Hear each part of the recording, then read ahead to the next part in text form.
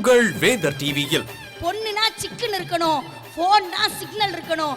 Signal இல்லாத போனும் chicken இருக்கிற பொண்ணும் பசங்களை சுத்தல்லையா விடும்.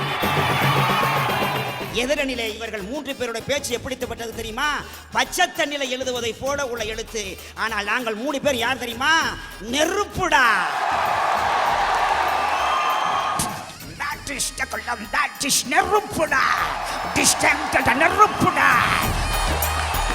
எதிரில பாஸ்கர் சார் வந்து நெருப்புடா. நாங்கெல்லாம் யாரு? நெருப்புடா.